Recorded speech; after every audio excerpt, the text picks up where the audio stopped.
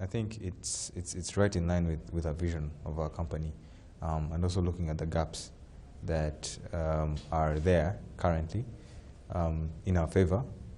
We're focusing in the space of smart transport. Now, when you look at opening up, the whole of Africa into a single market, and then having it, digitized, then players like us who are having smart city solutions that have worked in some countries and are yet to be proven in other countries, then there's a lot of space for us to run. I think it's a foundation that creates huge, immersive opportunities for private sector. And we are definitely looking at that, and we're looking at riding on it. Thanks a lot, Patrick. Now, you've touched something rather very interesting there with the Smart Cities initiative that was launched last year. Very interesting that you were actually ahead of time with this. You already had a smart transportation system in Kigali rolled out already. You've moved into Cameroon. Interesting. But now, you've covered over 100 million journeys worth of data. What are you using this data for?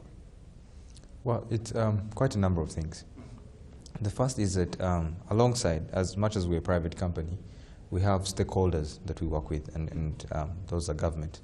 In different cities, we have different regulators. Take an example of Rwanda, we have the utilities regulator, which is RURA. We have the city of Kigali. We have the Rwanda Transport Development Authority. Now, much as we've also come in with this solution, we found that they had a 5-year plan of how to transform the city of Kigali. Much of that transformation is into a smart city, and smart transport is one of the components. So the data we've collected has helped them achieve and get to plan some of these initiatives that they had. For example, they're looking at having a designated bus lane for peak hour, where designated just for the bus and passengers use it. At some point, it becomes so efficient that people prefer to use the bus than their cars. But for you to be able to identify which of these lines you're going to pick, or what should be the waiting time, and what should be, all these different parameters. Usually, someone would have to do a survey to take probably 3 to 4 to 6 months. And now, in about 2 minutes, you're able to get that data, and it's accurate. You're able to know the flow of traffic in terms of public transport, where most people are coming from, at what times. And all this data helps to achieve most of the objectives that the government had. When we talk about Kigali, we're talking about connectivity everywhere, wireless on buses. And that has not really been very well coordinated as for the past few years since its introduction. Now that they're passing on the baton to actually AC Group to coordinate this, what should we anticipate? What are the few things that will be coming into the new system? Are we calling it the Tap&Go bus Wi-Fi? What is it? Yeah, so it's going to be Tap&Go Wi-Fi, actually, very close. And we are definitely, the equipment that we're using is tested, and it's world class. It's worked elsewhere in other developing cities. And we want to bring it on the bus and make sure that the service is now efficient. So we've done tests and it's successful. Now we want to roll it out fully and have people have the exceptional experience. And this brings back the point that I talked about earlier.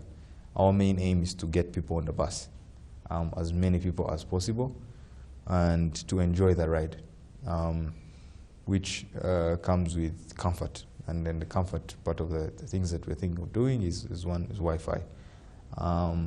And not just the comfort, but also having people connected gives them limitless opportunities. They're able to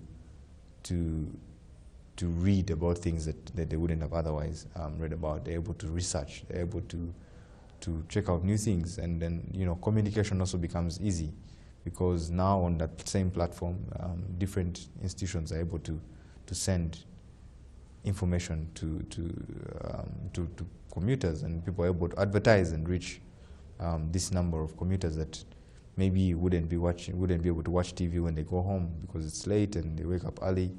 So the aspect of communication, the aspect of connectivity, the aspect of comfort while you're on the bus. Those are things that that are very valuable to us, and seeing them get to the passenger in the way that they should is very important. That's rather very interesting. Now, you talked about incentives for the passengers. You've talked about how you're keen about, making transportation rather very easy and seamless. But now, talk to me about expansion.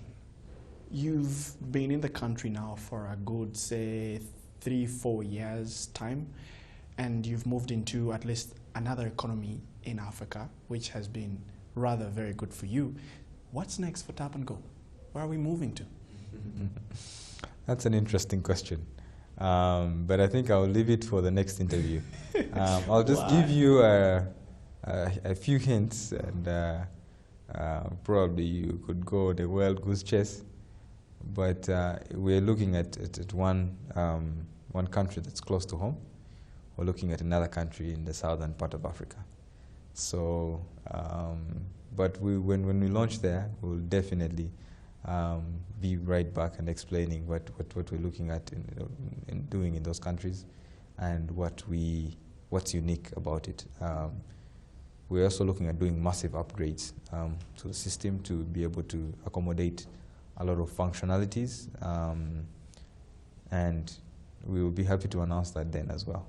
Patrick, before I let you go, one thing that we always talk about when we get solutions from outside of Africa or even outside of our own economies, we say these are on the back of a one-shoe-fit-all policy, and maybe the replication doesn't work. We don't understand the consumer behavior. You are moving into different markets. Have you done feasibility studies? Have you understood the consumer behavior in those countries, the prices per route and all of this? You have enough data on that? Yeah, so I personally, and our company as well, we don't believe in one size fits all. We don't believe because it worked in Rwanda, it's automatically going to work in a new market. And we treat each market as an independent kind of market. Our launch in Cameroon is completely different from the product that we have here. And that's because we really take time to understand the market. Some markets we don't even launch cards because there's already existing NFC cards. Some markets, the needs of the government are different. But we try to focus on 3 major components. One is that we don't want to change the behavior of the commuters and the bus companies. The moment it's going to be, there's a few things that change, yes, but if it's a drastic change, then you're almost off. So we try to keep it the same way. The second thing is that we look at enhancing the experience of the commuters and making it easy for the bus companies to receive all their revenues. And then the third component is we look at the vision of the government and what they want to do and see how do we align our current product with that vision. So those 3 major focuses help us define how we treat the different markets. But that has been a problem where people bring solutions from elsewhere. We have markets that have called us to launch the Tap&Go that have already invested in a full system and installed in buses. But it's not been working for 1 year, for 13 months, 15 months. And when you look at it, it was just picked and then put in because it worked in Europe. That's exactly what I meant by a one-shoe-fit-all policy, because you find that we are getting so many solutions, but then they're not necessarily going to work for us. Yeah, it's a very common case, and we try not to do that. And I'm glad that we were able to learn from others' mistakes and make sure that we don't do the same. But also, when you look at the different markets, the challenges are the same, but the solutions are somewhat different. And it's always good to identify that.